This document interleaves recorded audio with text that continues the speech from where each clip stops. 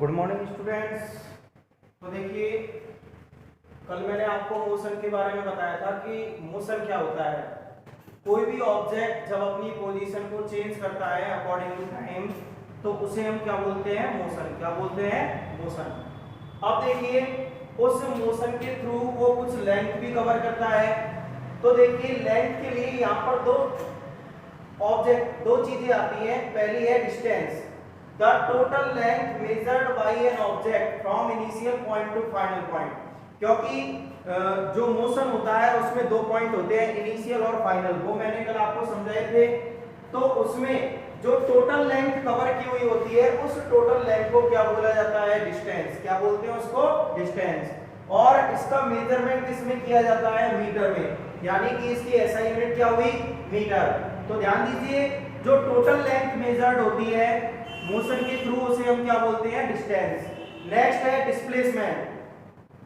The shortest distance measured by an object from initial point two final point is called displacement. उसमें थी total length, जबकि यहां पर क्या है? शॉर्टेस्ट डिस्टेंस, यानी कि छोटे से छोटी लेंथ, तो उसको हम क्या बोलते हैं? Displacement. Its SI unit is meter, और इसकी भी एसआई यूनिट क्या होती है? मीटर।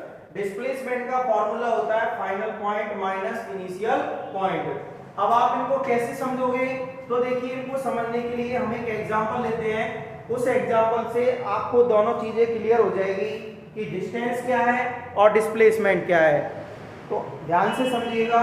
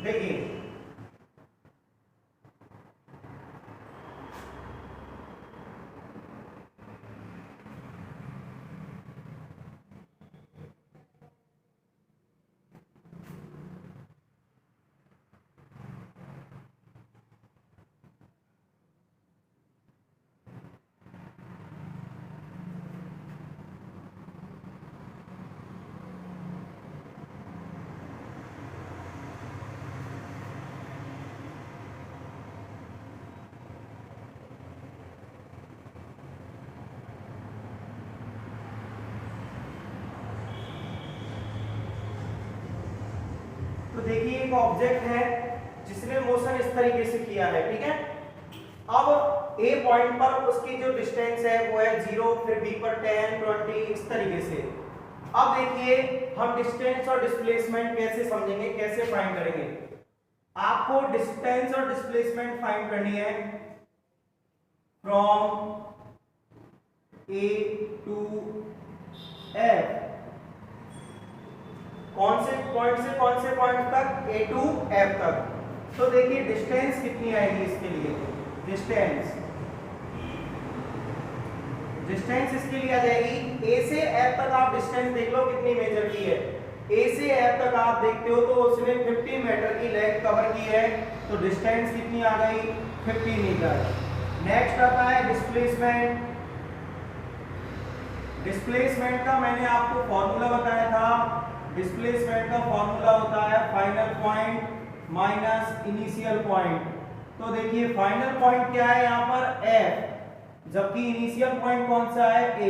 एफ की वैल्यू है 50 और ए की वैल्यू है 0, तो इसकी वैल्यू भी कितनी आ गई? 50 मीटर। तो ये है डिस्टेंस और डिस्प्लेसमेंट। डिस्प्लेसमेंट के लिए आपको फाइनल पॉइंट में से इनिशियल पॉइंट को क्या करना होता है? माइनस। एक और देखिए, from A to G and G to D। अब देखिए, यहां से आपको क्लियर समझ में आएगा डिस्टेंस और डिस्प्लेसमेंट में डिफरेंस। अब देखिए, सबसे पहले हम क्या लिखेंगे? डिस्टेंस। और डिस्टेंस में मैंने आपको क्या बताया था? Total length. तो टोटल लेंथ कहां से कहां तक बनी? पहले A से G तक प्लस G to D तक। A से लेकर G तक और G से लेकर D तक। A से लेकर G तक की डिस्टेंस कितनी है? 60। और G से लेकर D की तरफ आप जाओगे तो देखिए 10 20 30, कितनी आ गई 30, तो कितना आ गया टोटल डिस्टेंस 90 मीटर। दोबारा समझिए, ए से लेकर जी चला है, फिर वापस वो जी से लेकर डी मूव किया है, तो ए से जी तक उसने कितना मूवमेंट किया 60 मीटर, और जी से डी के लिए तो आप देख सकते हो 10 मीटर का डिफरेंस है, जी से है 10 20 30, तो टोटल डिस्टेंस कितनी कवर हुई 90 मीटर। अब इस कंडीशन के लिए हम क्या फाइंड करेंगे, डिस्प्लेसमेंट। तो देखिए डिस्प्लेसमेंट कितना आएगा, डिस्प्लेसमेंट इसमें आएगा वही final point minus initial point. Final point इसमें कौन सा है, डी। आप ये मत समझना कि फाइनल पॉइंट तो जी है, यहां से मतलब नहीं, हमें क्वेश्चन से मतलब है। क्वेश्चन में फाइनल पॉइंट कौन सा है, डी, जहां पर वो आके रुका है, डी माइनस ए। अब आप डी की वैल्यू देख सकते हो कितनी है 30 और ए की वैल्यू 0, तो डिस्प्लेसमेंट कितना आ गया 30 मीटर। तो ये है डिस्प्लेसमेंट। इस तरीके से आपको डिस्टेंस और डिस्प्लेसमेंट दोनों फाइंड करनी है। डिस्टेंस टोटल लेंथ होती है, जबकि डिस्प्लेसमेंट शॉर्टेस्ट लेंथ होती है।